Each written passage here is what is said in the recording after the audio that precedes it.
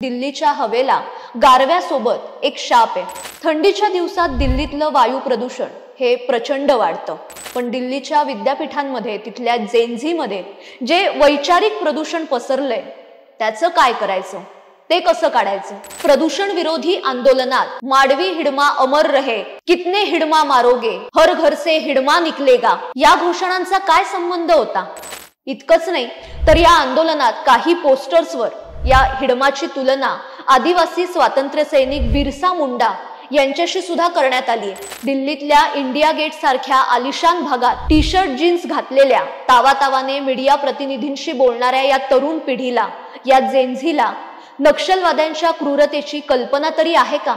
जंगलातले नक्षलवादी हातात बंदुका घेऊन लढतात, पण हे जे अर्बन शहरी नक्षली असतात ना, ते शहरात राहून हातात शस्त्र न घेता विचारसरणीच्या माध्यमातून देशविरोधी कारवाया करत असतात। 2026 पर्यंत जंगलातला नक्षलवाद संपुष्टात येईल, पण या शहरी नक्षलवादाचं काय?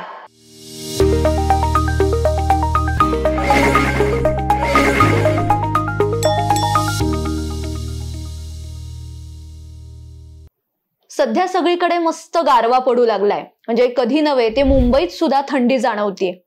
दिल्लीत सुद्धा छान सुखद गारवा आहे, पण दिल्लीच्या हवेला गारव्यासोबत एक शाप आहे। थंडीच्या दिवसात दिल्लीतलं वायू प्रदूषण हे प्रचंड वाढतं, म्हणजे सध्या तिथे दररोज AQI हा 400 ते 500च्या दरम्यान आहे आणि हे घातक आहे। पण या वायू प्रदूषणावर काही उपाय तरी करता येतील। पण दिल्लीच्या विद्यापीठांमध्ये तिथल्या जेनझीमध्ये जे वैचारिक प्रदूषण पसरलंय त्याचं काय करायचं, ते कसं काढायचं?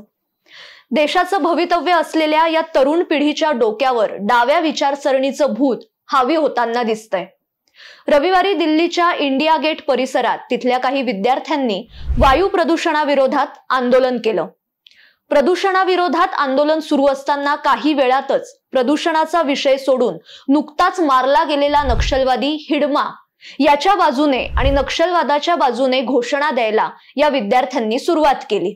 वाढत्या प्रदूषणाच्या विरोधात आवाज उठवला हे मान्य आहे, म्हणजे तो आवाज उठवायलाच हवा, पण प्रदूषण विरोधी आंदोलनात माडवी हिडमा अमर रहे, कितने हिडमा मारोगे, हर घर से हिडमा निकलेगा या घोषणांचा काय संबंध होता? म्हणजे पर्यावरण प्रेमाच्या आडून आपला नक्षली अजेंडा पुढे रेटण्याचा हा उद्योग होता। दिल्लीच्या या प्रदूषण विरोधी आंदोलनाला शहरी नक्षलवादाचा एक उग्र दर्प होता। आता हा सगळा प्रकार काय आहे, किंवा नक्षलवादी माडवी हिडमा कोण आहे, हे वैचारिक प्रदूषण देशाच्या दृष्टीने किती घातक आहे, हेच आजच्या भागात जाणून घेणार आहोत। नमस्कार, मी बागेश्री पारनेरकर आणि आपण पाहत आहात डिजिटल विवेक। केंद्रीय गृहमंत्री अमित शहा यांनी 31 मार्च 2026 पर्यंत नक्षलवाद संपवण्याची घोषणा केली आहे। त्या दृष्टीने सरकारने 2016 पासूनच पावलं टाकायला सुरुवात केली। प्रथम नक्षलवाद्यांचा सामना करण्यासाठी सुरक्षा यंत्रणा कुठे कमी पडतात याचा अभ्यास करण्यात आला। त्यानंतर सुरक्षा यंत्रणांचं सशक्तीकरण, गुप्तचर जाळं बळकट करणं, आधुनिक तंत्रज्ञानावर भर या सगळ्या गोष्टींचा अभ्यास करण्यात आला। नक्षलवाद संपवायचा असेल तर त्याला मिळणारं भावनिक, वैचारिक आणि आर्थिक समर्थन थांबवायला हवं, हे सरकारच्या लक्षात आलं। देशभर नक्षलवाद्यांच्या विरोधातली कारवाई कठोर करण्यात आली। त्यानंतर सुरक्षा यंत्रणांचा पवित्रा बघून अनेक नक्षलवादी हे शरण येऊ लागले, पण काही प्रमुख नक्षलवादी हे सरकार विरोधात सशस्त्र कारवाया सुरू ठेवण्याच्या प्रयत्नात होते। अखेर नक्षलवाद्यांचा मोठा नेता असलेला माडवी हिडमा याला सुरक्षा यंत्रणांनी ठार मारलं। बस्तरचे भूत किंवा हत्या करणारं यंत्र म्हणून ओळखल्या जाणाऱ्या माडवी हिडमा या माओवादी नक्षलवाद्याला सुरक्षा दलांनी यमसदनी पाठवलं। 30 नोव्हेंबर 2025 पर्यंत हिडमा याला पकडा अथवा मारा असा थेट आदेश सुरक्षा दलांना मिळाला होता आणि त्यानंतर सुरक्षा यंत्रणा कामाला लागल्या। नियोजित कालावधीच्या 12 दिवस आधीच, म्हणजे 18 नोव्हेंबर 2025 ला सुरक्षा दलांनी हिडमा याला एका कारवाईत ठार मारलं। बस्तरचा राजा असलेल्या हिडमा याने छत्तीसगड मधल्या जंगलातून पळ काढून आंध्र प्रदेश मधल्या जंगलात आश्रय घेतला होता। वयाच्या 16व्या वर्षी हातात बंदूक उचलणाऱ्या आणि त्यानंतर साधारणपणे 30 वर्ष रक्तरंजित कारवाया करणाऱ्या हिडमा याला पकडणं हे सुरक्षा दलांसमोरचं एक मोठं आव्हान होतं। 25 कारवायांमध्ये हिडमा याने 150हून अधिक सैनिक आणि पोलीस यांना ठार मारलं होतं आणि त्याही पुढे जाऊन गावागावात जाऊन जन अदालत घेऊन किती सामान्य लोकांना त्याने मारलं याची गणतीच करता येणार नाही। हिडमा याच्या मृत्यूमुळे भारतातील नक्षलवाद हा अंतिम घटका मोजतोय हे सिद्ध झालं। पण हिडमासारख्या क्रूर नक्षलवाद्याविषयी इतकी सहानुभूती कशी वाटू शकते? कितने हिडमा मारोगे, हर घर से हिडमा निकलेगा या घोषणा देण्याची हिम्मत या तरुणांमध्ये येते कुठून?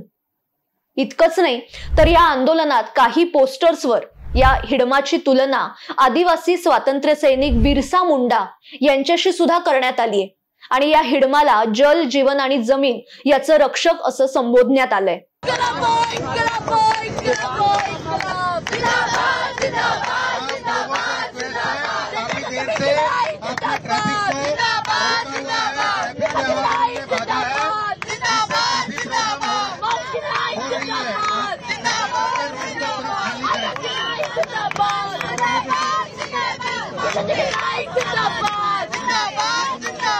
इंग्रजांविरुद्ध आजन्म लढा देणारे, धर्मांतर तसंच आदिवासी समाजातील कुप्रथांविरोधात आवाज उठवणारे भगवान बिरसा मुंडा कोण होते, त्यांचं कार्य काय होतं हे या मुलांना माहिती तरी आहे का? भारतीय संस्कृतीच्या रक्षण आणि संवर्धनाकरता त्यांनी आजन्म प्रयत्न केले आणि दुसरीकडे हा क्रूर हिडमा 2010 मधल्या दंतेवाडा हल्ल्यात याचा समावेश होता। यामध्ये 76 CRPF जवान हे शहीद झाले। त्यानंतर 2013 मध्ये झिरम व्हॅली हल्ला, 2021 मध्ये सुकमा बिजापूर हल्ला, बुरकापाल या सगळ्या हल्ल्यांमध्ये याचा समावेश होता आणि याची तुलना तुम्ही बिरसा मुंडा यांच्याशी करता?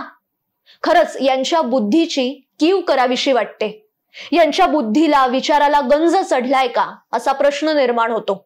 या आंदोलनकर्त्यांनी सुरुवातीला हवेच्या खराब गुणवत्तेविषयी निदर्शनं करायला सुरुवात केली, पण काही वेळातच त्यांचे खरे काळे रंग बाहेर आले। माडवी हिडमा अमर रहे अशा घोषणा द्यायला यांनी सुरुवात केली आणि अचानक जेव्हा मीडियावाल्यांनी यांना प्रश्न विचारले तेव्हा प्रदूषणावर हे बोलायला लागले। अरे कहना क्या चाहते हो?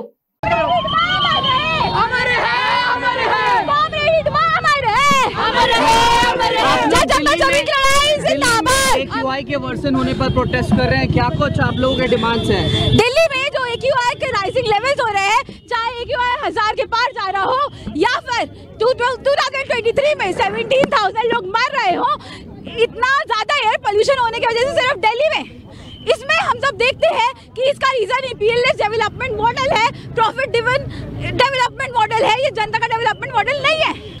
अरे कहना क्या चाहते हो? या आंदोलनकर्त्यांनी हिडमाच्या समर्थनार्थ फक्त पोस्टरच आणले होते असं नाहीये, तर खिशात पेपर स्प्रे घेऊन आले होते। म्हणजे प्रदूषण हा फक्त एक बहाणा होता। हे पूर्ण तयारीनिशी आले होते। ज्यावेळेस पोलिसांनी त्यांना शांततापूर्ण आंदोलन करण्याची मागणी केली तेव्हा या आंदोलनकर्त्यांनी पोलिसांवरच हल्ला केला, पण दिल्ली पोलिसांनी यांचा अजेंडा चांगल्या पद्धतीने मोडून काढला।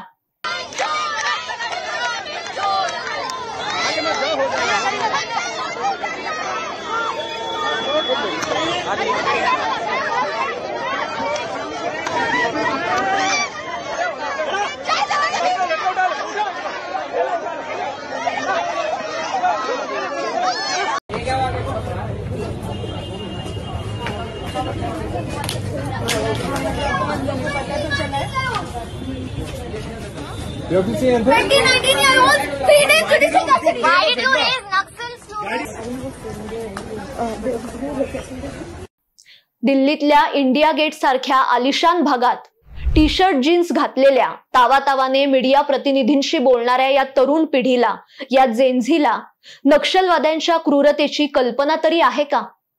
यातल्या किती जणांनी आदिवासी जीवन हे प्रत्यक्ष अनुभवलंय किंवा तिथे जाऊन त्यांच्याशी बोललेले आहेत? हिडमा याला ठार मारल्यानंतर शहरी नक्षलवाद्यांनी आता गळा काढायला सुरुवात केलीये। मग हे अशा प्रकारे वैचारिक प्रदूषण करून नक्षलवादी चळवळी पुन्हा पुनरुज्जीवित करण्याचा यांचा प्रयत्न आहे। प्रत्यक्ष कारवाई करून किंवा शस्त्र हातात घेऊन आपली विचारसरणी लादता येत नाही हे लक्षात आल्यावर त्यांनी तरुणांच्या मनात डाव्या विचारसरणीचं किंवा नक्षली विचारसरणीचं विष पेरायला आता सुरुवात केलीये। जंगलातले नक्षलवादी हातात बंदुका घेऊन लढतात, पण हे जे अर्बन शहरी नक्षली असतात ना, ते शहरात राहून हातात शस्त्र न घेता विचारसरणीच्या माध्यमातून देशविरोधी कारवाया करत असतात. ते विविध सामाजिक संघटना, आंदोलनं, चुकीचा इतिहास, अपप्रचार करून देशविरोधी विचार पसरवतात. सामाजिक कार्यकर्ते, प्राध्यापक, साहित्यिक अशा मुखवट्यांखाली वावरतात. त्यामुळे त्यांच्यावर सामान्य लोकांचा पटकन विश्वास बसतो. आता दिल्लीतली ही सगळी जी पिल्लावळ आहे ना, ती शहरी नक्षलवादीच आहे. ते स्वतःला मानवाधिकार रक्षक असं म्हणतात, पण प्रत्यक्षात देशविरोधी मानसिकता ते पोसत असतात. केंद्रीय गृहमंत्री अमित शहा आणि सरकारच्या इच्छाशक्तीमुळे देश नक्षलमुक्त दिशेने मार्गक्रमण करतोय.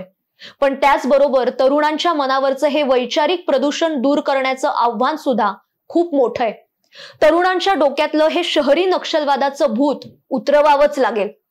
2026 पर्यंत जंगलातला नक्षलवाद संपुष्टात येईल. पण या शहरी नक्षलवादाचं काय? आजच्या भागात इथेच थांबते, पण याविषयी तुम्हाला काय वाटतं ते नक्की कळवा. अशाच महत्त्वाच्या विषयांसह आपण पुन्हा भेटणार आहोत. त्यासाठी साप्ताहिक विवेकच्या YouTube चॅनलला आजच सबस्क्राईब करा. धन्यवाद.